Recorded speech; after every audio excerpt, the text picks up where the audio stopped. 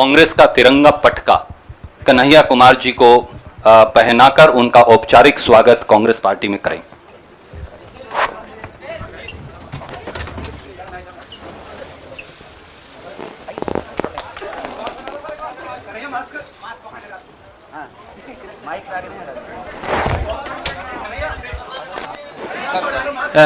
Sir एक second, let me announce that also. Bansal साहब और कन्हैया जी का स्वागत करेंगे। और मैं अब अनुरोध करूंगा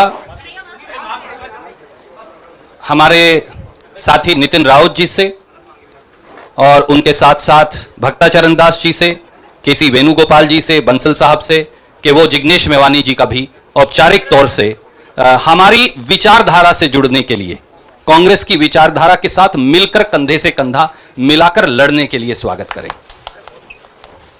भैया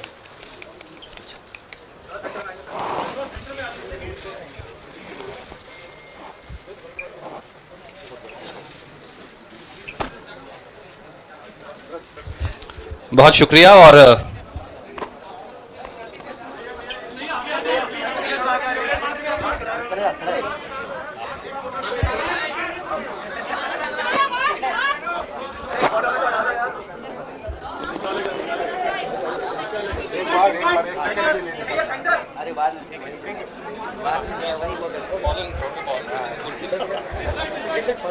नहीं ठीक है, बिल्कुल, I am happy with it.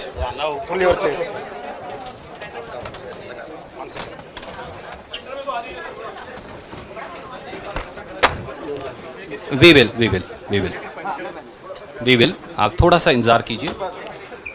और मैं अब अनुरोध करूंगा हमारे युवा साथी कन्हैया कुमार जी से कि वो अपनी बात आपके समक्ष रखेंगे। कन्हैया जी।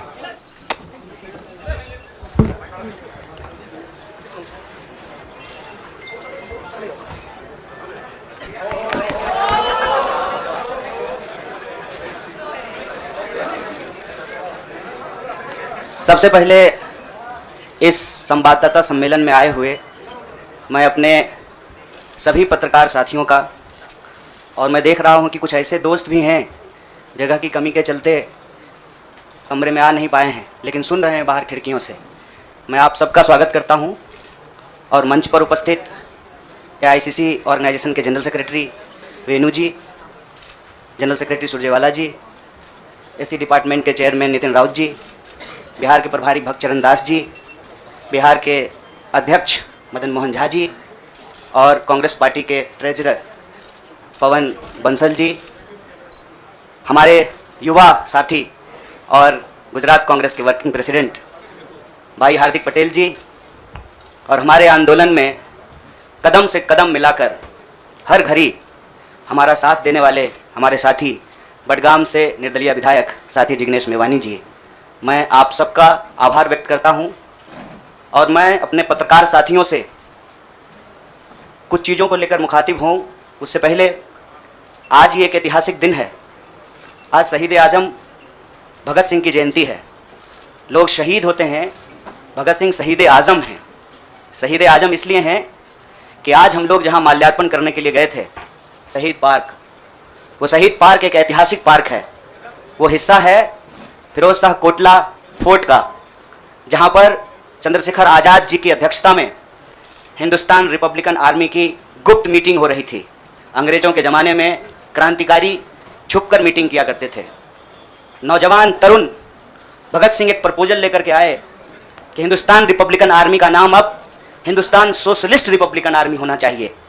यह ऐतिहासिक क्षण, वो ऐतिहासिक भूमि और हमारे युवाओं के आइकन शहीद आजम भगत सिंह को हम अपना नमन प्रस्तुत करते हैं। आज एक दुखद घटना भी हमारे ज़िले में हुई है। वज्रपात के चलते 2 बच्चियों का निधन हो गया है। मैं इस मंच से उनके प्रति शोक व्यक्त करता हूं और उनके परिवार के प्रति अपनी संवेदना व्यक्त करता हूं। दोस्तों, मुझे लगता है कि बहुत कुछ कहने की ज़रूरत नहीं है। आजकल सूचना क्रांति के इस दौर में हमसे ज़्यादा मालूम हमारे पत्रकार साथियों को होता है। तो बेहतर ये होगा कि आप सवाल पूछें, मैं आपका जवाब दूं। लेकिन आप सवाल कहाँ से पूछेंगे और आपके मन में कौन से सवाल चल रहे हैं, इसका थोड़ा सा अंदेशा है मुझे। थोड़ा अंदाजा भी है।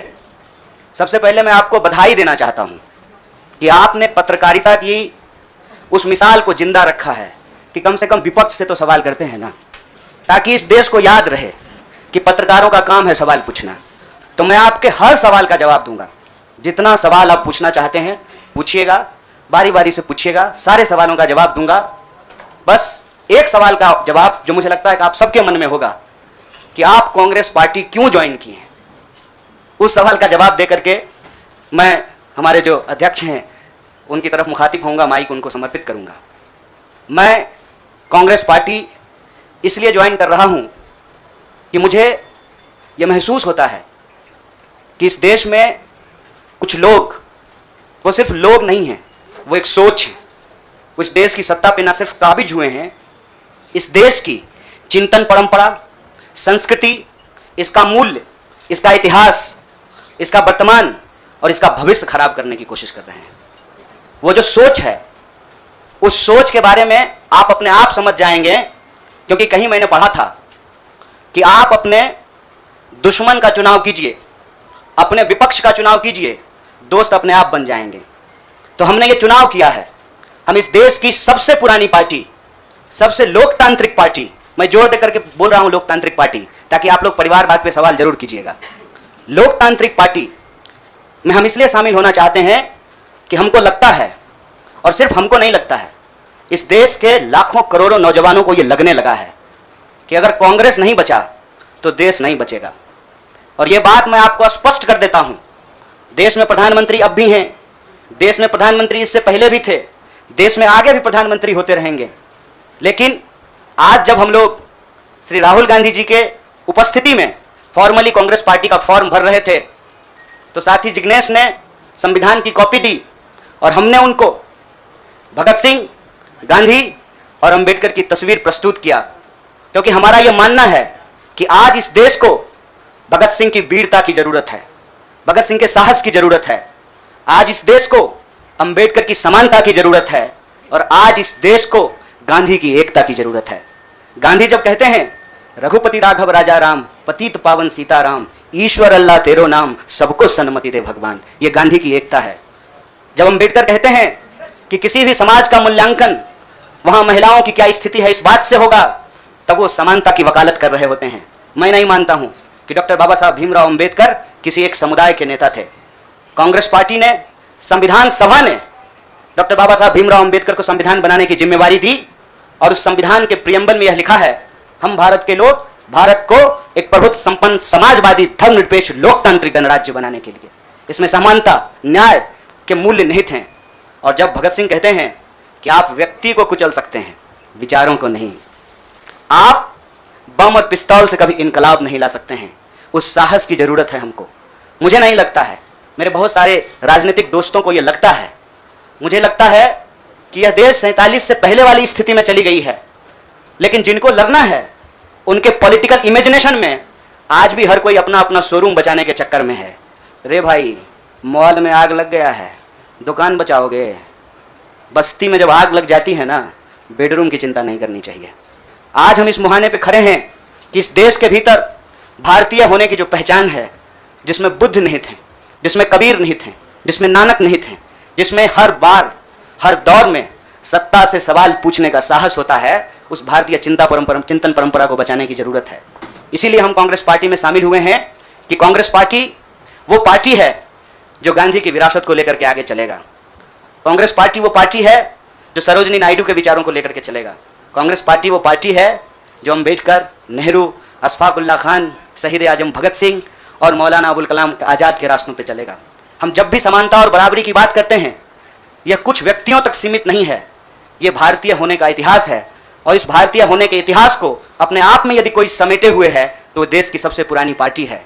और जो लोग कह रहे हैं विपक्ष कमजोर हो गया है, यह सिर्फ विपक्ष के लिए चिंता की बात नहीं है, यह मैं नहीं कह रहा हूँ। कोई शास्त्र, कोई किताब उठा करके देख लीजिए, जब विपक्ष कमजोर हो जाता है, सत्ता तानाशाही रुख अख्तियार कर लेती है। इसीलिए देश की सबसे बड़ी विपक्षी पार्टी, मैं कोई गुनागणित नहीं कर रहा हूं, लेकिन मुझे यह बात सीधे तौर पे समझ में आ रही है कि देश के लोकसभा में 545 सीट हैं, 200 लगभग सीट ऐसे हैं जहां भाजपा के सामने कांग्रेस के अलावे कोई विकल्प नहीं है। मैं ये नहीं कह रहा हूं कि मेरी जिम्मेवारी सिर्फ एक पार्टी के लिए है, लेकिन जो पार्टी सबसे बड़ी पार्टी है, सबसे बड़ी विपक्षी पार्टी है, उस पार्टी को अगर नहीं बचाया गया, अगर बड़े जहाज को नहीं बचाया गया, छोटी छोटी कश्तियां भी नहीं बचेगी। इसीलिए और मैं जब यहां बैठा हुआ हूं, मेरे इतिहास को, मेरे वर्तमान को लोग देख रहे हैं। बहुत सारे सवाल हैं, वो आएंगे, उनका जवाब मैं दूंगा, लेकिन यह जो ऐतिहासिक जिम्मेवारी है, उस जिम्मेवारी से मैं अपना मुंह नहीं मोड़ सकता हूं। मैं जहां पैदा हुआ, जिस पार्टी में पला बढ़ा, उसके प्रति मैं आभार व्यक्त करता हूं। उसने मुझे सिखाया, पढ़ाया, लड़ने का जज्बा दिया है। लेकिन उस पार्टी के साथ साथ मैं उन लाखों करोड़ों लोगों को भी धन्यवाद देना चाहता हूं जो किसी पार्टी से जुड़े हुए नहीं थे। अपने स्कूल के व्हाट्सएप ग्रुप में जब हम लोगों के ऊपर अनावश्यक आरोप मढ़े जाते हैं तो अपने दोस्तों से लड़ रहे थे, अपने घरों में डिनर टेबल पर लड़ रहे थे। लोगों की दोस्तियां टूट गई हम लोगों के आंदोलन के समर्थन में, और मैं मजाक नहीं कर रहा हूं, लोगों के डिवोर्स तक हो गए। ये जो देश में एक वैचारिक संघर्ष छिड़ा है, उस वैचारिक संघर्ष को कांग्रेस पार्टी ही नेतृत्व दे सकती है, यह हमारा भरोसा है। और मैं ये उम्मीद करता हूं कि हमारे देश के जो लाखों करोड़ों नौजवान आपके माध्यम से सुन रहे हैं, उनसे भी मैं आग्रह कहता हूं, दीवार पर बैठकर टुकुर टुकुर मुंह ताकने का वक्त नहीं है। ये अर्जेंसी का टाइम है, और इस अर्जेंसी के टाइम पे दीवार पे बैठ करके दायां जाएं कि बायां जाएं, ये मत सोचिए। जब आप जंग में होते हैं तो आपके पास जो अवेलेबल चीजें होती हैं, आप उससे मुकाबला करने की कोशिश करते हैं। कांग्रेस पार्टी एक बड़ी जहाज है। अगर कांग्रेस पार्टी बचेगी तो हमारा मानना है इस देश के लाखों करोड़ों नौजवानों की आकांक्षाएं बचेंगी, गांधी की मीमांसा बचेगी, भगत सिंह के सपनों का भारत बचेगा, और डॉक्टर बाबा साहब भीमराव अंबेडकर की समानता का भारत का निर्माण संभव हो पाएगा। इसी आशा और उम्मीद के साथ मैं इस पार्टी से जुड़ा हूं, और मुझे पूरा भरोसा है कि कांग्रेस पार्टी जो अपने आप को एक लोकतांत्रिक पार्टी कहती है, आजादी के साथ, अपनी पूरी मुखरता के साथ सत्ता से सवाल पूछना और लोगों के हक के लिए लड़ना फिरना संघर्ष करने में हमारे साथी रहेंगे, हमारे सहयोगी रहेंगे। और ये परिवार संघ परिवार नहीं, वो क्या परिवार जो परिवार छोड़कर परिवार बनाना पड़े, वो परिवार जो आपको परिवार छोड़ने के लिए नहीं कहता है, कहता है कि अपने परिवार में रहिए। अरे महात्मा गांधी कस्तूरबा गांधी को लेकर के अंग्रेजों से लड़ गए, बताइए इनको अपना घर छोड़ना पड़ा? कोई जरूरी है क्या? घर परिवार के साथ रहना है। डॉक्टर बाबा साहब भीमराव अंबेडकर भी अपने परिवार के साथ रहते थे। आप जितने बड़े लोग हैं उनका इतिहास उठा करके देख लीजिए, सब लोग अपने परिवार के साथ रहते थे। वो परिवार छोड़ करके बनने वाला परिवार नहीं।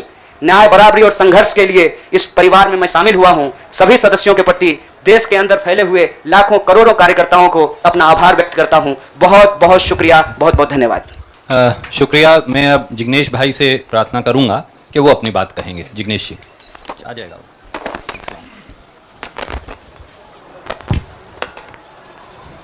धन्यवाद। सबसे पहले तो केसी वेणुगोपाल साहब, सुरजेवाला जी, नितिन राउत साहब, पवन बंसल जी, भक्तचरण दास जी, साथ ही हार्दिक कन्हैया और दूसरे पार्टी के मंच पर विराजमान सभी सीनियर लीडर्स, आप तमाम पत्रकार साथी और वो तमाम साथी जो हमको आज मिलने के लिए हमारे समर्थन में आए हैं गुजरात के विभिन्न कोनों से और पूरे देश भर में से, उन सभी का मैं स्वागत करता हूं। साथियों, जो कहानी गुजरात से शुरू हुई, उस कहानी ने पिछले 6-7 साल में इस मुल्क में क्या उत्पात मचाया है, वो अब आपके हमारे सबके सामने है। एज अ नेशन, एक राष्ट्र के तौर पर हम एक अनप्रेसिडेंटेड, अभूतपूर्व क्राइसिस से गुजर रहे हैं। ऐसा संकट इस मुल्क ने पहले कभी नहीं देखा। हमारे संविधान पर हमला है, दिल्ली की सड़कों पर संविधान की कॉपी को जलाया जाता है, हमारे आइडिया ऑफ इंडिया पर हमला है, हमारे देश के लोकतंत्र के ऊपर हमला है। आज भाई भाई एक दूसरे का दुश्मन बन जाए, उतना जहर, नफरत एक सोची समझी साजिश के तहत दिल्ली और नागपुर साथ में मिलकर फैला रहे हैं।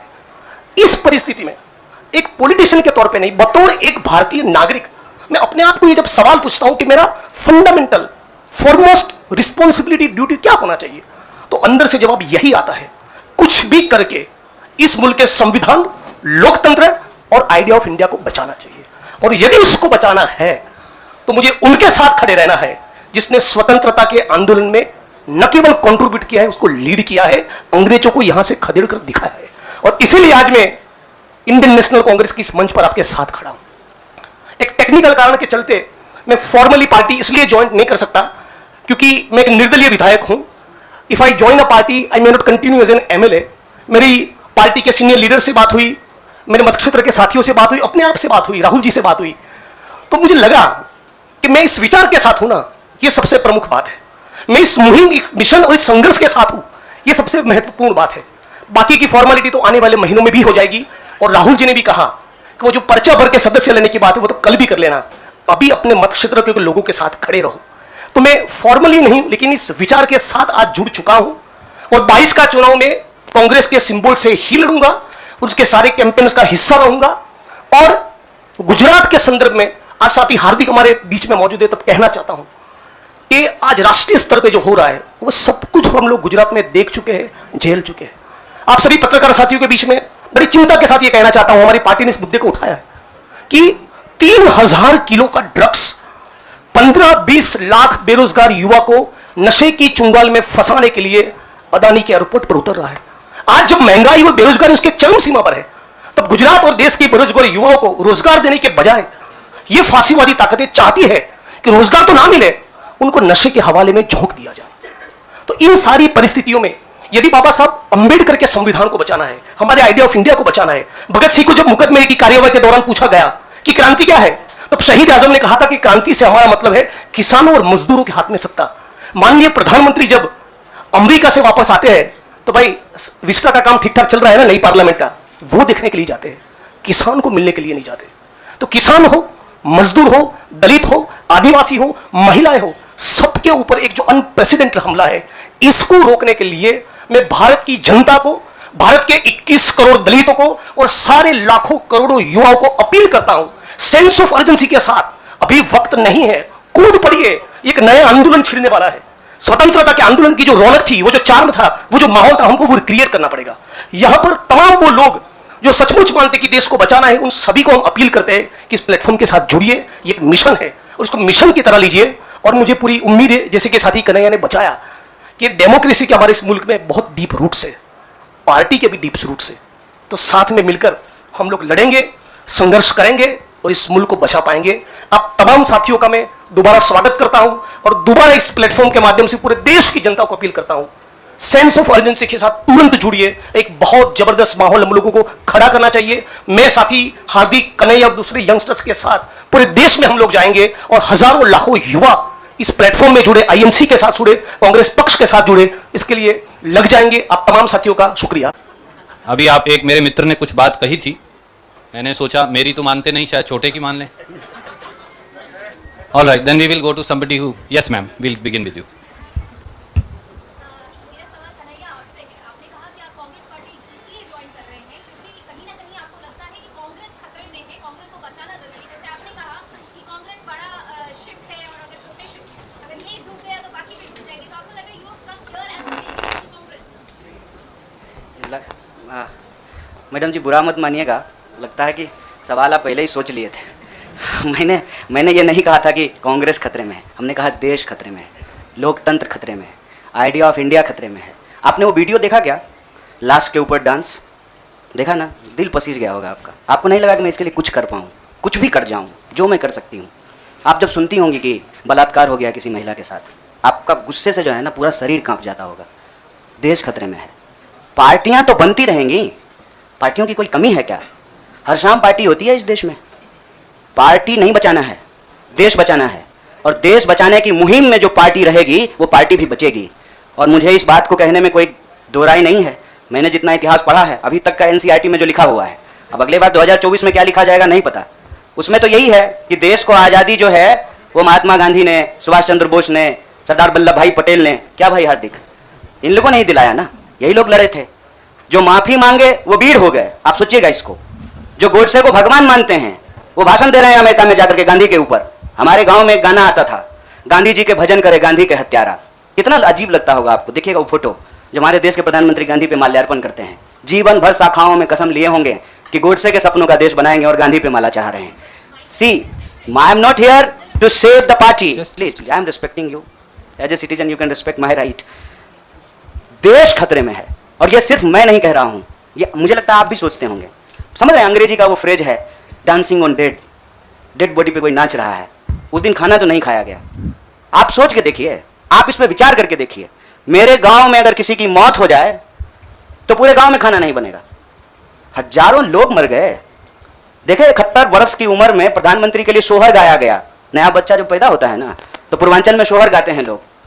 प्रधानमंत्री बूढ़े हो गए हैं, उनके लिए सोहर गाया जा रहा है। तब जब अभी तुरंत लाखों लोगों की जान चली गई, ऑक्सीजन नहीं मिल रहा था, अस्पताल में बेड नहीं मिल रहे थे।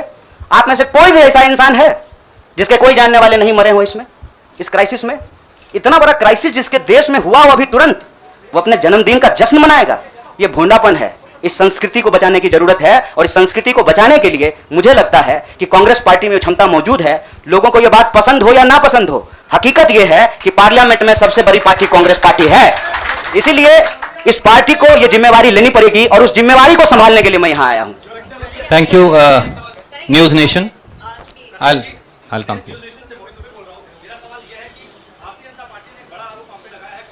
जनता पार्टी का आरोप को कौन पूछता है? आपका कोई आरोप है मेरे ऊपर? भारतीय जनता पार्टी को मैं सीरियसली नहीं लेता हूं। आपका कोई आरोप है? आप सवाल पूछिए।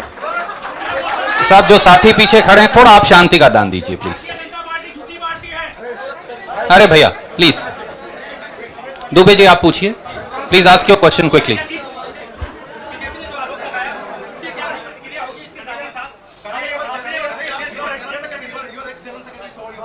Yeah, please, you cannot interrupt. No, you have to have discipline. My humble request with folded hands.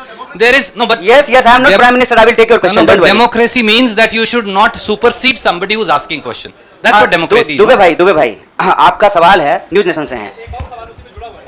अच्छा, भारी बात। जल्दी से पूछिए ना। नहीं, और लोगों ने किया, नाम बताएंगे। मेरा सवाल आपसे ये है कि तमाम जो कांग्रेस के और युवा नेता है वो छोड़ के चले गए, तो क्या माना जाए कि आप जितने भी लोग आपने ज्वाइन किया है, ये राहुल गांधी की नई टीम होगी, राहुल गांधी की सियासी जो नाव है उसको पार लगाने का काम करेंगे? देखिए, मैं यही कह रहा हूँ, हमारे देश के लोगों के पॉलिटिकल इमेजिनेशन को कुछ हो गया है। अभी क्या हो गया है मुझे समझ में नहीं आ रहा है। हमने आपके सवाल को अपने आप लेते हुए हमने अपने पूरे वक्तव्य को रखा। हमने कहीं भी कहा कि हम कोई टीम बना रहे हैं? बीसीसीआई थोड़ी है सर, मतलब टीम बना रहे हैं। मैं कह रहा हूं कि भारत की परंपरा, चिंतन परंपरा, सोच, जिस पे आपको गर्व होता है भारतीय होने के चलते, उस परंपरा को समेटने का, उसको आगे बढ़ाने का काम देश की सबसे पुरानी पार्टी कांग्रेस पार्टी ने किया है। उस पार्टी के पास एक ऐतिहासिक जिम्मेवारी है, और इस देश का नागरिक होने के चलते, साथी जिग्नेश ने कहा, यह हमारी भी ऐतिहासिक जिम्मेवारी है कि कल को जब इतिहास लिखा जाएगा तो हमसे भी पूछा जाएगा, दुबे भाई आपसे भी पूछा जाएगा कि जब यह तमाशा हो रहा था तो हम क्या कर रहे थे। हमने वो कहानी सुनी है बचपन में, आपने भी सुना होगा। जंगल में आग लगी, एक कोयल अपने चोंच में पानी भर करके जंगल की आग बुझाने की कोशिश कर रही थी। जंगल की आग नहीं बुझी, या बुझनी होगी बुझ जाएगी। कम से कम कोयल का वह ऐतिहासिक प्रयास जो है वो इतिहास याद रखेगा। और ये जो आप कह रहे हैं ना, डूबती हुई नाव, देखिए कभी कभी ना इंसान को भ्रम होता है, जैसे टिड्डे को भ्रम होता है कि वो अपने पांव से आसमान टिका रखा है। हमको ऐसा कोई भ्रम नहीं है। मेरे अकेले से कुछ नहीं होगा। जब आप जुड़ेंगे, हम जुड़ेंगे, इस देश के संविधान में, आइडिया ऑफ इंडिया में भरोसा करने वाले लोग जो हैं, जिसको हम कहते हैं गांधी के सपनों का भारत, जिसको हम कहते हैं भगत सिंह के सपनों का भारत, जिसको हम कहते हैं डॉक्टर बाबा साहब भीमराव अंबेडकर के सपनों का भारत, जिसको हम कहते हैं बिरसा मुंडा के सपनों का भारत, सावित्रीबाई फूले के सपनों का भारत, श्री कृष्ण सिंह के सपनों का भारत, जगजीवन राम के सपनों का भारत, मौलाना अबुल कलाम आजाद के सपनों का भारत, उस भारत को बचाने की बात मैं कर रहा हूं। और सियासत, मैं बार बार कहता हूं, अगर सियासत सही होगी तो गलत लोग जो सत्ता पे काबिज है ना, मुझे भारत के लोगों पे बहुत भरोसा है। अरे हैं हम लोग थोड़ा सा आलसी, लेकिन जब आ गए ना अपने पे, 200 साल अंग्रेजों ने राज किया था, जब से भारत के लोग अपने पे आ गए ना, तो 1942 में भारत छोड़ो आंदोलन का जब नारा महात्मा गांधी ने दिया था, तो अंग्रेजों को भारत छोड़ करके जाना पड़ा था। और उस वक्त जो लोग अंग्रेज से पेंशन ले रहे थे, माफी मांग रहे थे, वो आज एनसीईआरटी की किताब बदल रहे हैं कि अपना नाम भी हम वीरों में लिखवा लें। इसीलिए मैं कह रहा हूं कि उस इतिहास को, उस चिंतन परंपरा को बचाने की जरूरत है। पार्टी अगर उस सिद्धांत पे चलेगी, संविधान के प्रेमबल को रक्षा करने की कोशिश करेगी, पार्टी भी बचेगी और पार्टी सत्ता में भी आएगी। ऐसा मेरा उम्मीद है, ऐसे मेरी आशा है। Jainendra from ABP, can you please come forward and ask? हाँ पूछिए जरा, एक सवाल पूछिए। हम एक आग्रह करें, आप लोग ने लड़ाई नहीं लगवाई है हमारे दोस्त के बीच में। भोरे से जो है ट्विटर पे आप लोग क्या क्या जला दिए हैं, लोग हमको पूछ रहा है कि जिग्नेश का नाम काहे नहीं ट्रेंड कर रहा है। मैं आपसे आग्रह कर रहा हूं, हम ना अलग अलग लोग नहीं हैं, यह मंच आपस में बटा हुआ नहीं है। तो सवाल जो है, सारा तोप का गोला जो है हमारे तरफ ही नहीं हो, मंच के तरफ मुखातिब हो, मैं भी जवाब दे दूंगा। Yes Jainendra ji, please ask your question.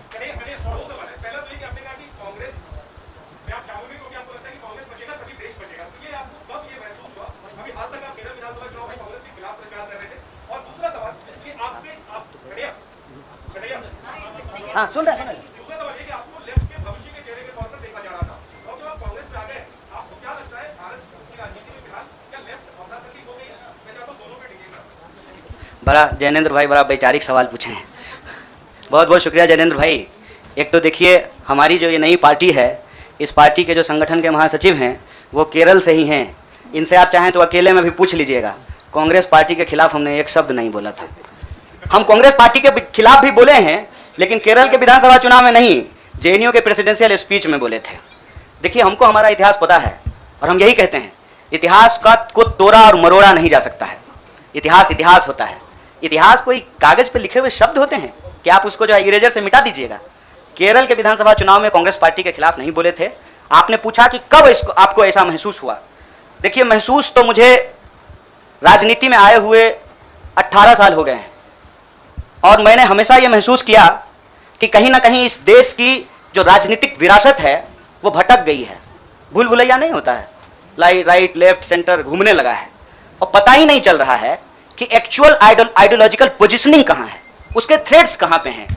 तो मैं जैनेंद्र भाई, आपने वैचारिक सवाल पूछा है, एक ऐतिहासिक तथ्य आपसे साझा करता हूँ। मैं ऑल इंडिया स्टूडेंट फेडरेशन का मेंबर था कल तक। वो ऑल इंडिया स्टूडेंट फेडरेशन 1936 में बना, और उस इतिहास जाकर के देख लीजिएगा। उसका जो इनॉग्रल सेशन था, पंडित जवाहरलाल नेहरू का उसमें भाषण हुआ था, और उस वक्त देश के जितने भी नौजवान थे, सुनने में थोड़ा अजीब लग सकता है हमारे कुछ साथियों को, लेकिन अपने विद्यार्थी के होने के जमाने में अटल बिहारी वाजपेयी भी शामिल हुए थे, बाद में निकाल दिया गया था। मतलब अंग्रेजों के खिलाफ जो छात्रों का संघर्ष हो रहा था, सभी विचारधारा के लोग उसके सदस्य थे। और आपने जो वैचारिक सवाल पूछा कि आपको लेफ्ट के भविष्य के रूप में देखा जा रहा है, कौन कह रहा है कि लेफ्ट का भविष्य खराब हो गया है? व्यक्ति आते हैं और जाते हैं, संगठन हमेशा व्यक्ति से बड़ा होता है। व्यक्ति की अपनी एक भूमिका होती है, उस भूमिका को वो अपनी क्षमता से निभाने की कोशिश करता है। मैं आपको बता दूं, जहां जिस पार्टी से आप मेरा संबंध जोड़ रहे हैं, मैं वहां पैदा हुआ हूं। मेरे भीतर सोचने समझने लड़ने की जो क्षमता है, यह उसके ट्रेनिंग का हिस्सा है, और मुझे इस बात का गर्व है। लेकिन वहां जो लड़ने का तरीका है और जिस तरीके से वो लड़ रहे हैं, मुझे लगता है आज जो देश की स्थिति है उसमें उसके स्पीड को बढ़ाने की जरूरत है, और जो वैचारिक संकीर्णता है उसको तोड़ने की जरूरत है।